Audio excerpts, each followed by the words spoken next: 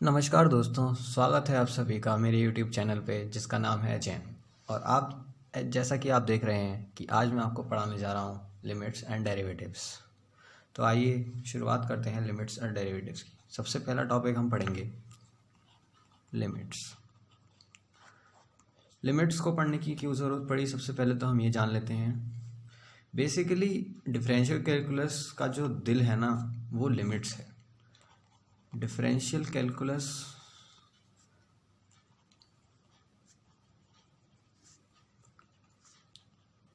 के लिए लिमिट पढ़ना बहुत ज़रूरी है। दूसरी बात, आगे वाला टॉपिक डेरिवेटिव भी लिमिट से ही आएगा। जब तक हम लिमिट्स नहीं पढ़ेंगे तब तक हम डेरिवेटिव्स और डिफरेंशियल कैलकुलस के बारे में हम कुछ नहीं कह सकते। सबसे पहले हमें लिमिट्स पढ़ना बहुत ज़रूरी है। तो आइए लिमिट्स स्टार्ट करते हैं। तो एक फंक्शन कंसिडर कर लेते हैं F X equals to X square minus 9 over X minus 3। ये हमने फंक्शन कंसिडर किया जो कि डिफाइन है और x is not equals to 3 होना चाहिए, क्योंकि अगर x is not equals to equals to 3 हो गया तो ये फंक्शन नॉट डिफाइन हो जाएगा। तो अब हम इसका ग्राफ प्लॉट करके देखते हैं क्या आ रहा है। अगर हम इसमें आइडेंटिटी लगाएं तो x minus 3, x plus 3, x minus 3, तो हमारे पास क्या हुआ, ये हमें x प्लस 3 वाला फंक्शन मिल गया। और ये जो फंक्शन है, अगर हम y equals to X plus 3 करें तो ये एक स्ट्रेट लाइन है। तो अब स्ट्रेट लाइन का ग्राफ आप जानते हैं।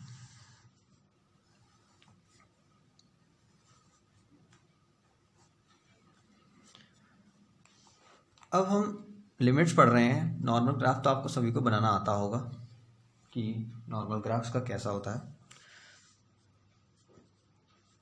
ये ओरिजिन से पास नहीं होगा, ये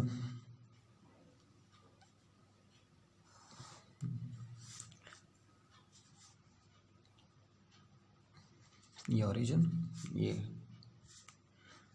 ये हमारा ग्राफ हो गया। ये पॉइंट हो जाएगा 0,3, हो जाएगा -3,0। तो हम नॉर्मल ग्राफ तो हमने बना लिया। अब हम बात करते हैं इसकी वैल्यूज़ की। अब हम वैल्यूज़ देखेंगे। जैसे हमें पता है कि ये x is not equals to 3 पर डिफाइंड नहीं है, x इक्वल्स टू 3 पर डिफाइंड नहीं है ये। तो अब हम इसकी आसपास की वैल्यू देखते हैं पुट करके इसमें।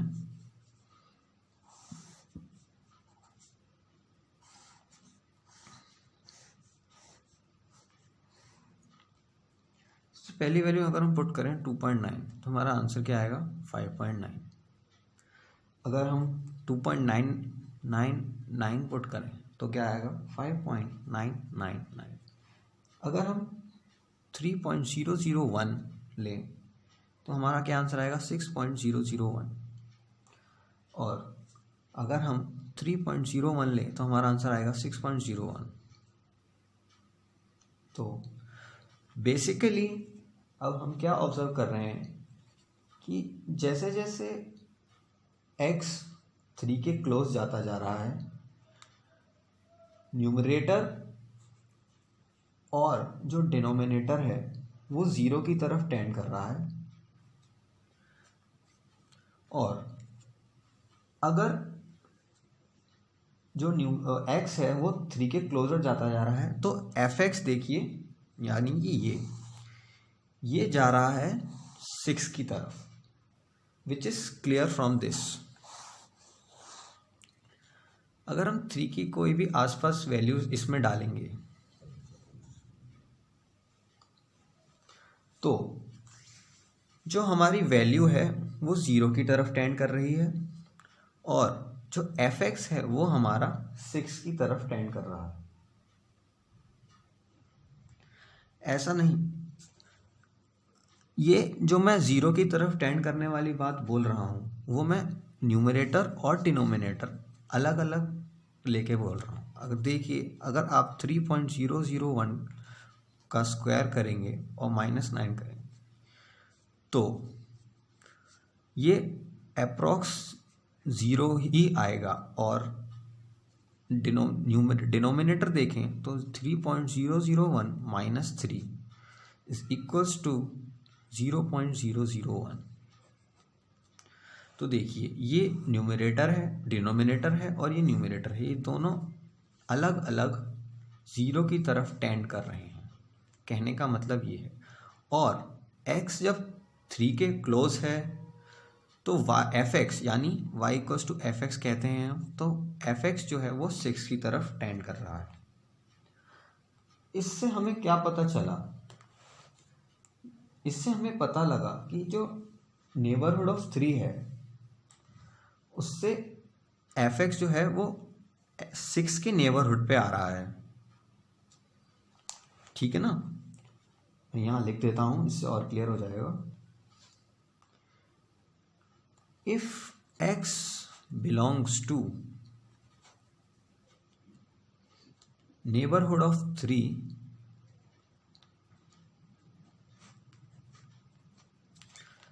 देन जो fx है वो नेबरहुड ऑफ 6 आएगा, नेबरहुड ऑफ 6 आएगा, जैसा कि आप ग्राफ से देख ही रहे हैं। ये एक सिंपल एग्जांपल मैंने दिया आप लोगों को लिमिट्स का समझाने के लिए। अब इस एग्जांपल से हम लिमिट की डेफिनेशन बना सकते हैं।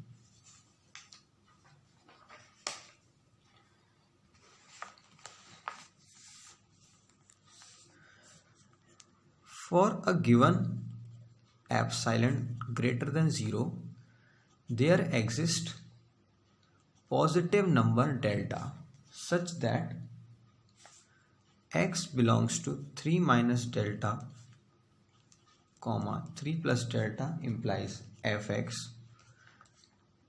belongs to 6 minus epsilon, comma 6 plus epsilon।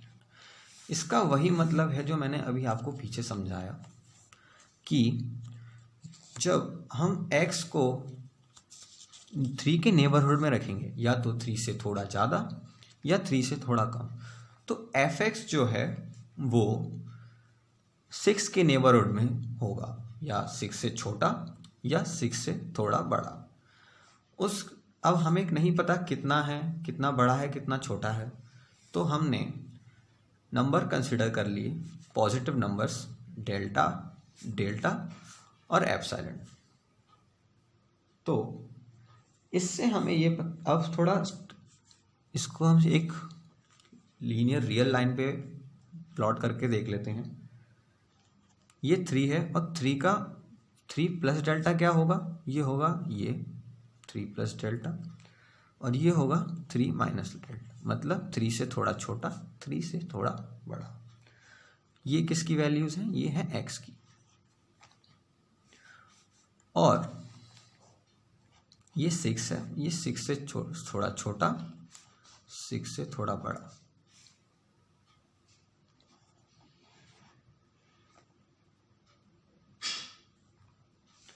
और ये किसकी वैल्यू है? ये है fx की वैल्यू। तो जैसे हम x को अगर 3 से छोटा डालेंगे तो हमें 6 से छोटी वैल्यू मिलेगी। ये बहुत ही छोटी वैल्यू होगी, जैसा आपने देखा होगा पिछले एग्जाम्पल में दिया 3.00, मतलब 0.001 का डिफरेंस। और अगर 3 प्लस डेल्टा डालेंगे तो 6 प्लस डेल्टा, मतलब थोड़ा छोटा हमें वैल्यू मिलेगी। तो अब इससे लिमिट की डेफिनेशन क्या बनी? For a real valued function fx, कोई भी fx जो कि रियल वैल्यूड फंक्शन है, उसकी limit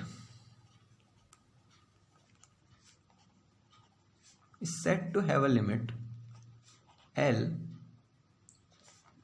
as x tends to a हमारा कोई भी वो पॉइंट है जिसपे हमें पता है कि फंक्शन डिफाइन नहीं हो रहा है, mathematically we can write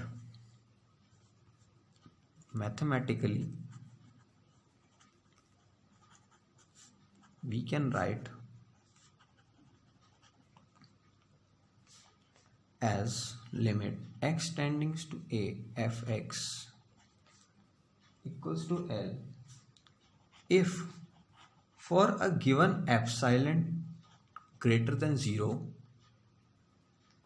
कितना भी छोटा हो सकता है ये, however small, जैसा कि मैंने बताया, there exists a corresponding number delta, जो कि वो भी ग्रेटर देन 0 होगा, such that fx minus L का mod is less than epsilon, where जो डेल्टा होगा वो x माइनस ए से छोटा होगा। इसका वही मतलब है जो मैंने यहाँ समझाया। इसको मैं अगर नोटेशंस वाइज लिखूँ, that is x belongs to a minus delta a plus delta implies fx belongs to l minus delta comma l plus delta. ये देखिए, ये वही चीज़ सेम लग रही है ना आपको, बस a की जगह हमने 3 रख दिया है और l की जगह 6। तो इससे हमें क्या पता लगा डेफिनेशन से कि लिमिट, एग्जाम्पल की बात कर रहा हूँ मैं, अगर limit x tending to 3 fx यहाँ हमारा कितना है x square minus 9 over x minus 3, इसका मतलब इसकी लिमिट हो जाएगी 6। क्यों? क्योंकि डेफिनेशन से, जैसे कि हमें पता है fx x 3 minus delta 3 plus delta, तो यहाँ a क्या है हमारा, a हमारा 3 हो गया। डेल्टा हमें कुछ भी नहीं पता, डेल्टा हमें इतना पता है कि वो एक पॉजिटिव नंबर है और एक छोटा नंबर है, और एप्सिलॉन भी हमें पता है बहुत छोटा नंबर है लेकिन वो भी पॉजिटिव। तो डेफिनेशन से हमें डायरेक्ट लिमिट मिल गई 6। तो हम डेफिनेशन से भी डायरेक्ट लिमिट निकाल सकते हैं। ये डेफिनेशन हमें याद होनी चाहिए क्योंकि आगे हमारे डेफिनेशन बहुत काम आएगी। आगे आप जितना भी पढ़ेंगे सब डेफिनेशन बेस्ड है, और डेफिनेशन का ये फ़ायदा है कि हमें कोई कैलकुलेशन नहीं करनी पड़ी, डायरेक्ट हमें रिजल्ट पता लग गया। थोड़ा कॉन्सेप्ट क्लियर होने चाहिए। अब बात कर लेते हैं डिटर्मिनेंट और इनडिटर्मिनेंट फॉर्म्स की।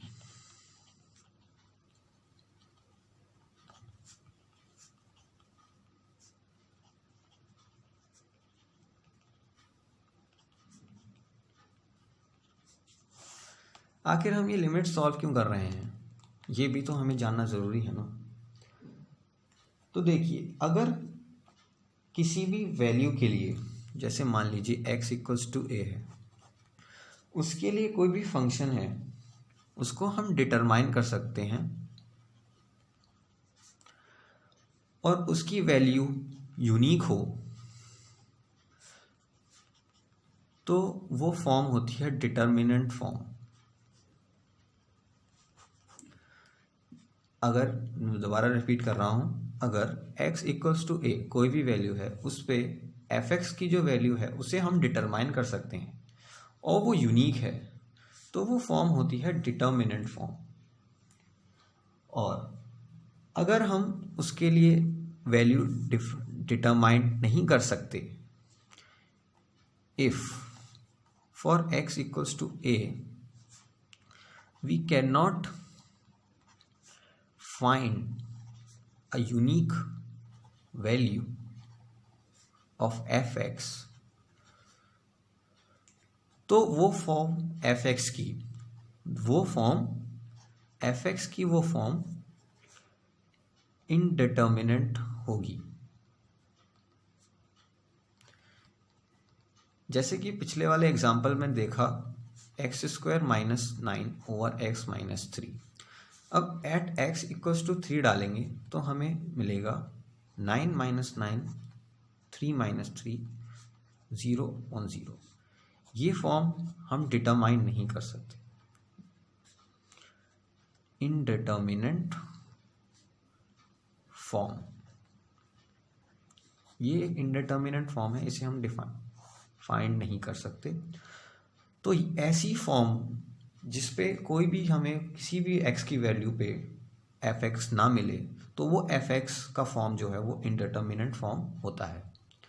अब इस कमी को कैसे दूर किया जाए उससे पहले हम जान लेते हैं कि कितनी टाइप्स के इनडिटर्मिनेंट फॉर्म होती हैं।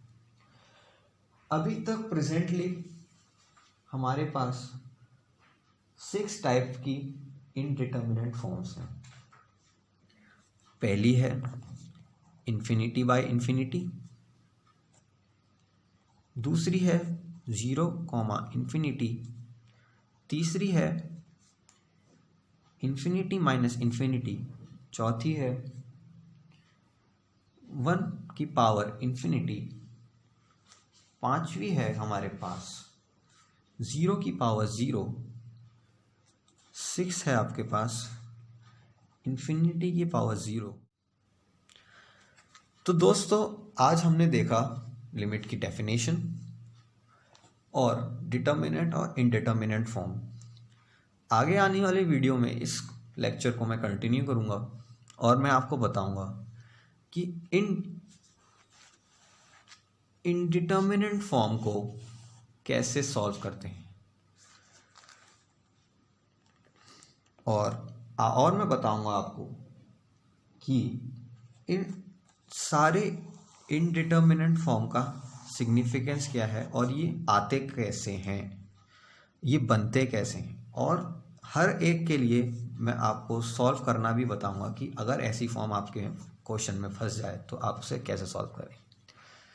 तब तक आप इसका रिवीजन करिए और नॉर्मल आपको डेफिनेशन से लिमिट्स निकालना शुरू कर देनी चाहिए। और जो लोग भी इस वीडियो को देख रहे हैं नए हैं तो कृपया सब्सक्राइब करें चैनल को और भी अच्छी वीडियोस और लेक्चर्स के लिए। Thank you.